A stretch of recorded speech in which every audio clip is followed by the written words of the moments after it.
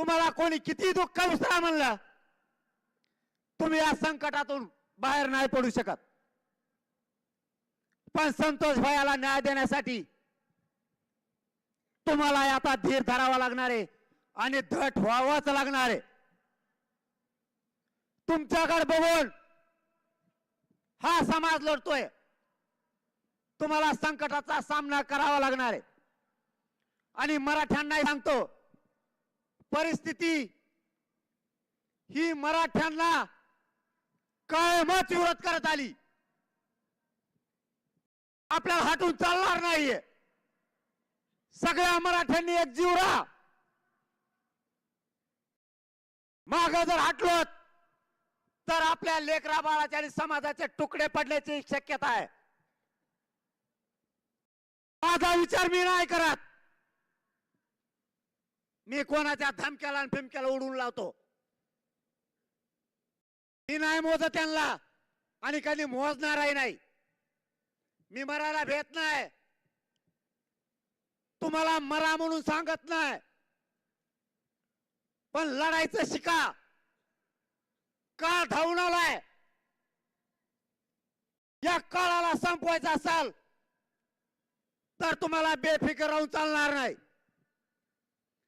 यांना नीट करायचे सगळ्या वस्तू मराठ्यांकडे आहेत. फक्त आपण आणखी त्या हातात घेतल्या नाहीत. जर धनंजय मुंडे त्याच्या गुंडाच्या टोळीच्या माध्यमातून असंच करत राहिला तर पुढच्या काळात आपल्याला सुद्धा सावध राहावं लागणार आहे. त्याचं पाप झाकायसाठी तो ओबीसीचं पांघरून घेतोय. याच्यात ओबीसीचा काय समान? आरक्षणात सुद्धा ओबीसीचा काय समान? तो आमचा हक्क आहे आणि आम्ही तो मागतोय. संतोष भाईला न्याय मागायचा नाही का? ते धनंजय देशमुख न्यायासाठी वन फिरताय, त्याला तुम्ही धमकी देता आणि आम्ही गुंडाला बोलायचं नाही. वंजाऱ्याला बोललो का? कोणत्या धनगराला बोललो का? दलित मुस्लिमांना बोललो का? मायक्रो ओबीसीला बोललो का? गुंडाला बोलायचं नाही का? कोणत्या दिशेला घेऊन चालला धनंजय मुंडे?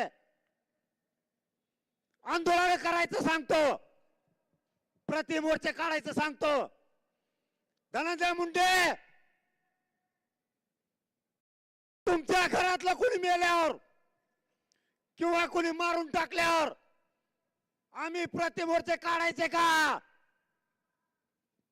तुला आता राज्यात ही रूढ पाडायची काय?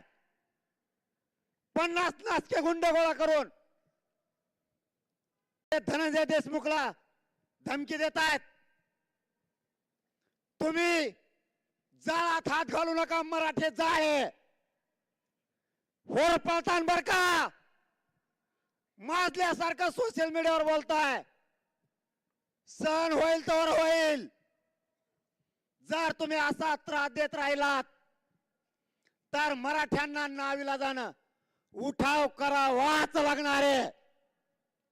माझा नाविलाज आहे. मी जातीवाद करत नाही, पण मराठ्यांना न्याय मागताना आणि संतोष देशमुखांना न्याय मागताना, सोमनाथ सूर्यवंशीला न्याय मागताना कोणाला जातीवाद वाटत असला तर बिनधास्त जातीवाद वाटू द्या. मी न्याय घेतल्याशिवाय माग हटणार नाही. धनंजय मुंडे, इथून पुढे तरी त्या गुंडाला थांबव. त्यांचा माज जर तुला थांबवता येणार नसला आणि तू ओबीसीचे नेते मराठ्यांच्या अंगावर घालून त्यांना आंदोलन करायला लावणार असला तर एक लक्षात ठेव, वेळ प्रत्येकावर येते.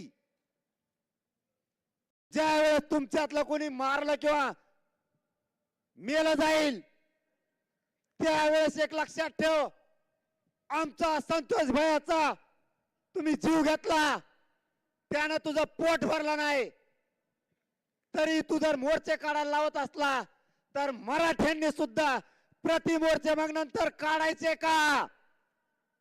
तुम्ही जर आरोपीच्या पाठीशी उभा राहिलात तर पुढच्या काळात मराठ्यांच्याही जर एखाद्याकडून काय घडलं तर आरोपीच्या पाठीशी उभा राहायचं का?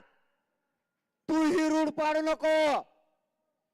मराठ्यांना जाहीर सांगतो, पुढच्या काळात सावध राहा, बेसावध राहू नका. काळ धावून आलाय, काळाला परतून लावायला लागताय.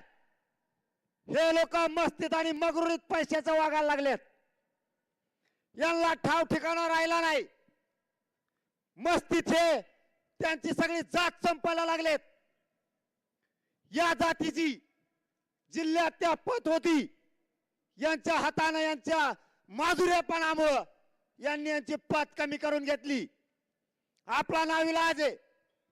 असाच जर काळ राहिला तर या काळाशी संघर्ष करून आपल्याला परतावं लागणार आहे. या काळाला मी तर भेट नाही. या समाजाच्या पायावरती आपण या अगोदर जीव अर्पण केलाय. भेटो कोणाला? आणि धनंजय मुंडे भेट नसतो. मनोज जरांगे तुझे लोक शांत कर.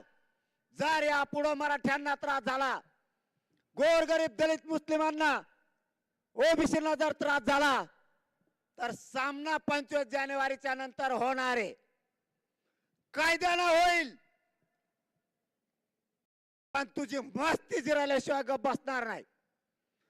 संतोष भैयाचा दासांना शेवटचं सांगतो, सगळ्यावरती मोका.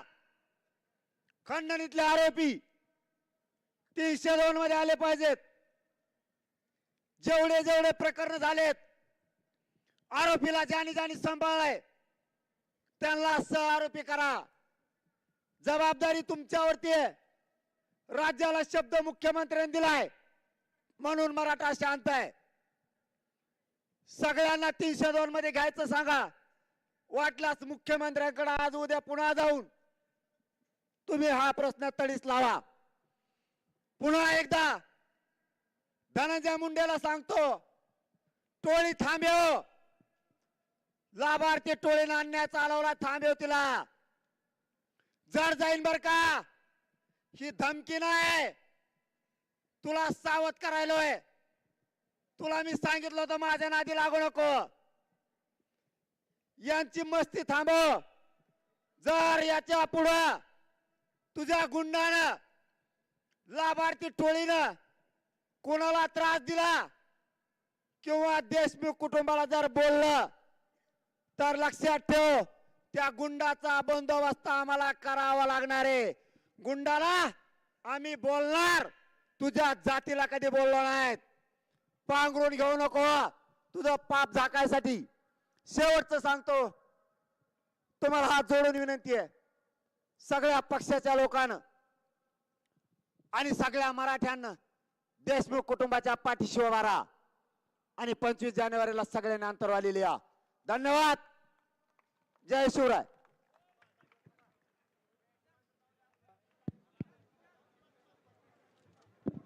आपण दिवंगत संतोष देशमुख आणि सोमवंशी यांना 2 मिनिट आहे त्या जागी उभं राहून श्रद्धांजली अर्पण करणार आहोत. आपण